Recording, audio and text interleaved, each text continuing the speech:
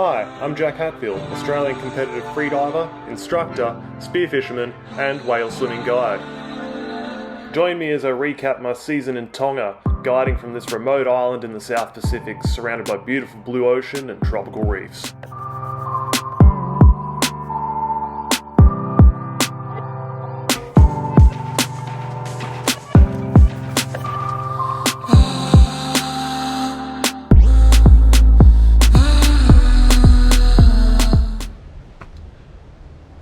Alright, hey guys,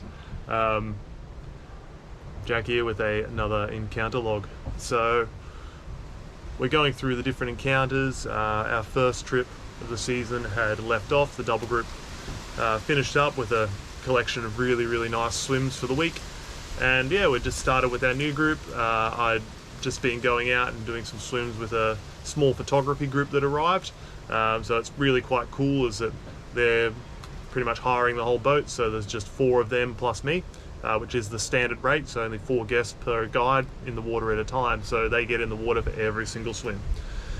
And yeah, we started off our week pretty much like the previous group, just finding these really interesting mums, really cool color patterns, getting these really nice long swims in. The visibility changed a little bit. We had a little bit of wind earlier in the week, so it was blowing a lot of this sargassum, seagrass, and kicking up a bit of sand in some of these areas. And one of the areas in particular where the whales like to favour is the channel between the main island, Pangai, and Uleva, so where I'm staying. So we get quite a lot of current pushing through there. It's a nice sort of shallow area, but the whales will sit just down on the bottom, and they tend to hang out and favour this area. Not exactly sure why they favour that area. Maybe they like the current and a bit of the noise that the swell generates, or maybe they like the sand and just having that little darker cover in the shallows there. But yeah, it makes these interesting encounters where you're kind of doing a little bit of a submarine hunt. You're sort of looking for where they pop up and then they go down, and then you're looking through this lower visibility trying to figure out where they are. They're still super relaxed, super chilled. Most of them are just at rest and sleeping, so we aim to approach them very comfortably.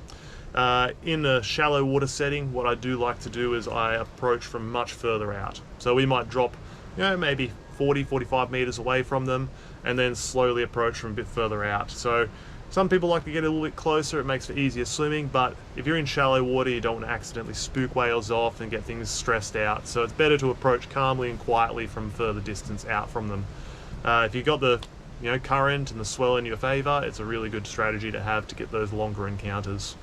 So we jump in, and yeah, we find this beautiful mum, really cool colour pattern. We've been seeing a few with a white marking behind the eye and a really nice cool colour patterning of really white patches around the body. And yeah, she was super calm with us, and we saw her on the first swim. It was really lovely to swim with. She was very relaxed, just hanging out in the channel. Visibility was, it was looking okay. It was just starting to get a little bit better, and then she just decided she would pop up, cruised along a bit, and then she dove down a bit deeper, and I was going, oh no, we've lost her. And she's going off deeper. I couldn't see her markings from the surface, so I figured she's down on the bottom of the channel there resting. And I told the guys, all right, we'll go back to the boat and we're just going to sit here a bit and see if they pop up somewhere nearby, and we'll attempt for another one. And she didn't take off in a hurry or anything, so she's very relaxed. She wasn't firing off or taking off anywhere further away. I knew she was somewhere close by, just sitting a bit deeper. So we just sat on the boat for a little bit, waited for her to pop up again, and yeah, we saw her pop up not far from where we left her, probably about 30-40 meters away. And we go, okay, excellent, she's just there, she's just sitting on the surface nice and calm, we'll go take a look. And we just slowly approach the distance from the boat, see her go down next to what appears to be a giant reef mound section. So we jump on in, have a little look around, and we found these several large reef mounds. There's big sea mound areas that are around the area. A lot of the whales also like to stop in behind these. So we just went in, jumped in with the group, swimming across these sea mounds, and what I thought was her side pattern actually turned out to be the top of this higher reef pinnacle. So I go, okay, bugger. That's my stuff up as a guide. I've jumped in on the wrong thing. I thought that was a whaleback. Turns out it's a bit of reef. So I just go, okay guys, let's just swim across the top of these pinnacles. Let's see what's going on there. And as I cross over the pinnacle, move across to the next one, I go like, all right, she's not here. I can hear a lot of noise going around, a lot of chatter that's not singing.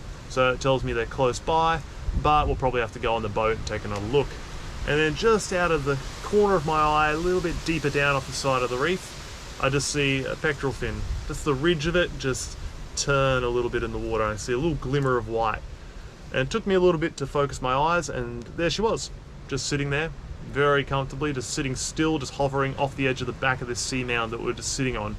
So I just gather everyone in nice and close, and we just sat on top in the shallow section of the sea mound, just looking down where she was there. And it didn't take long, and she started to come up slowly along the reef and came up pretty much right next to us there. And from that point onwards, she hung around and she actually started turning towards us, which is something you don't usually see with the mum. Usually they'll always quarter away, they'll try and keep you away from their front, just in case they want to leave, there's nothing obstructing their view. So as a guide, you sort of keep your group just near the back quarter or off to the side. And if they let you into the front of them, that means they're very comfortable with you usually. But most commonly with a lot of whales, the first encounter, they'll usually try to keep you by their side. It's where their eyes are, it's where they can clearly see everything going on, and it also means they're not going to potentially spook off. And yeah, she was quite comfortable, just turning, facing us head on constantly, looking straight at the front of us. We tried to get around to the side of her, but she would always keep turning to face us. It's really something quite cool. It means that she's very comfortable. She wasn't asleep either, she was wide awake, just casually watching us. Her baby was very comfortable as well, kept coming away from mum, coming up to us, going back to her, just doing the loop, just coming in, checking us out. It was a really quite nice encounter. And the beauty of this is that as we moved out along this reef mound, the visibility even got better and better and better, got that really nice deep South Pacific blue that we're used to seeing around here. And yeah, in general, it made for a really lovely encounter. And what we were hoping for is that we'd see her again, hopefully. And we'd run into her on a reef a little bit later in the week. And yeah, it turns out we were right. So I'll do that on another encounter log. So I'll see you on the next one. Bye, guys.